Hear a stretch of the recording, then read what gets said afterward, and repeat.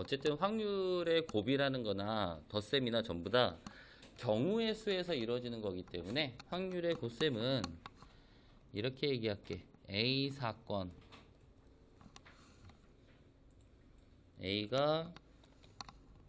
A와 B가 동시에 일어날 확률.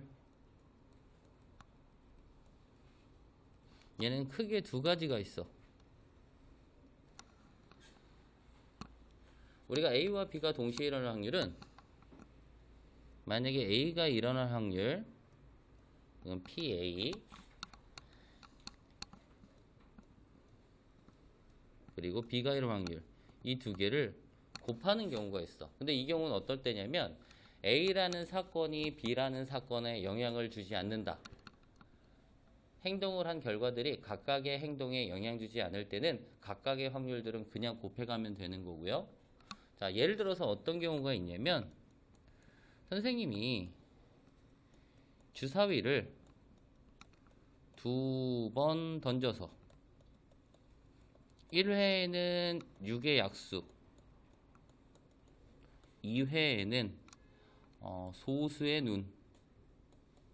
눈이 나올 확률이라는 걸 구한대. 주사위를 두 번 던져서 1회에는 6의 약수, 2회에는 소수의 눈이 나올 확률인데 만약에 6의 약수가 나오는 경우는 1, 2, 3, 6이잖아. 그치? 그럼 6의 약수가 나올 확률은 6분의 얼마야? 4가 되는 거지. 그치?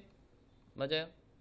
2회 소수의 눈, 소수는 뭐뭐뭐 있어? 2, 3, 5, 6분의 3. 그래서 둘을 뭐 하면 되냐면 곱하면 돼. 그러니까 주사위를 두 번 던지는데 첫 번째 던졌다고 해서 뭐 주사위가 달아가지고 소수의 눈이 적게 나오거나 이런 경우가 아니란 얘기야. 그래서 이런 경우들은 두 확률들을 뭐 해주면 돼? 곱해주면 돼. 근데 이런 경우가 있어. A와 B가 동시에 일어날 확률이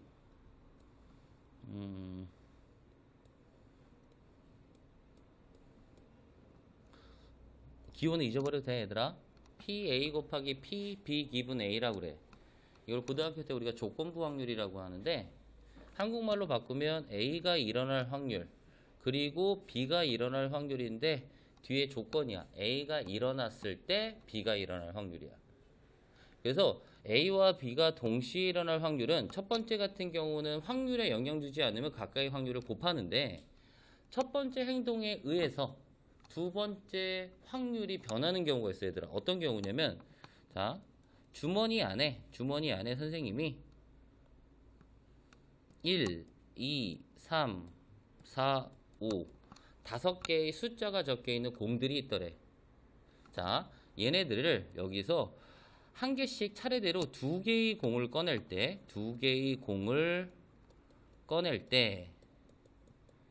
자, 첫 번째는 꺼낼 때 모두 짝수의 눈이 나올 확률. 모두 짝수의 눈이 나올 확률. 요걸 할 건데 경우를 이렇게 두 개로 나눌 거야. 첫 번째는 조건이 붙어 있는데 어떤 조건이냐면 꺼낸 공을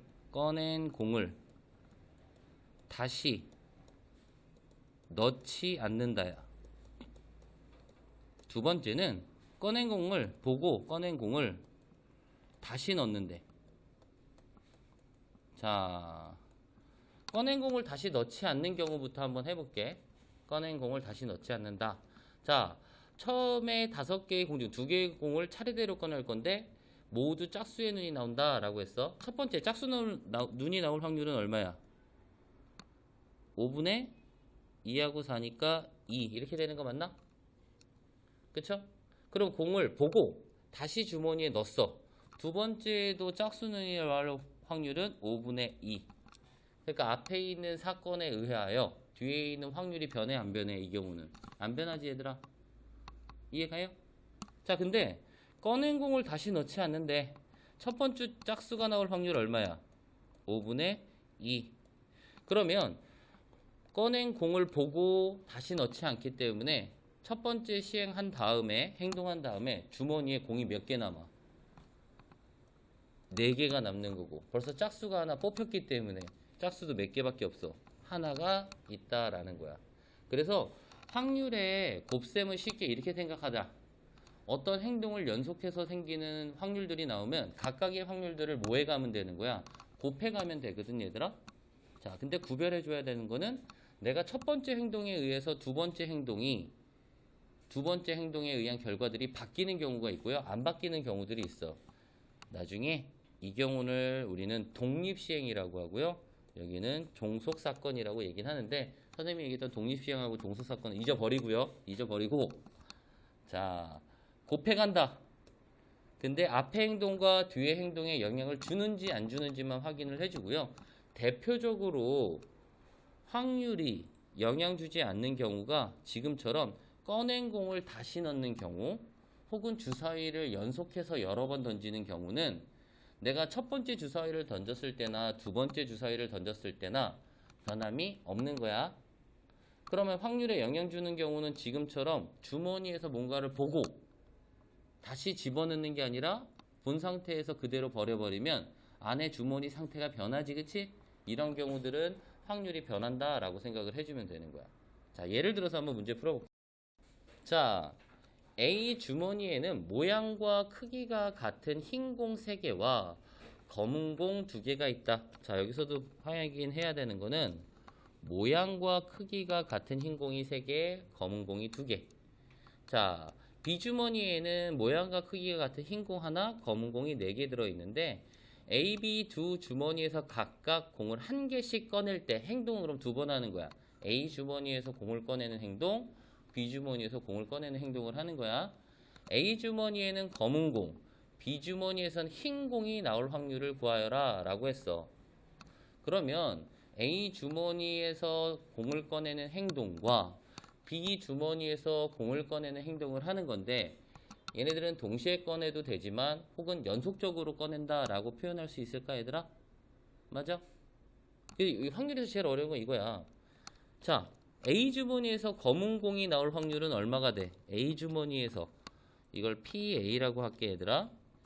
A 주머니에서 검은 공이 나올 확률은 전체 몇 개 중에? 5개 중에 몇 개? 2. 그래서 5분의 2가 되는 거야, 그치? 선생님 이게 무슨 얘기인지 알아요? 그러면 B 주머니에서 흰 공이 나올 확률은 5개 분의 얼마? 1 이렇게 될 거라고. 맞아요? 근데 A 주머니에서 뭔가 공을 꺼내는 행동하고 B 주머니에서 공을 꺼내는 행동은 각각의 확률한테 영향 줄까 안 줄까? 안 준다라는 게 첫 번째고요. 두 번째, 행동을 연속적으로 하거나 동시에 하면 각각의 확률들을 뭐 해야 된다? 여기서는 곱한다 라는 게 제일 중요한 거야. 그래서 답은 5분의 2 곱하기 5분의 1. 그래서 25분의 2가 된다라는 거야. 선생님 말 이해 가요? 어떤 의미인지 알겠어요?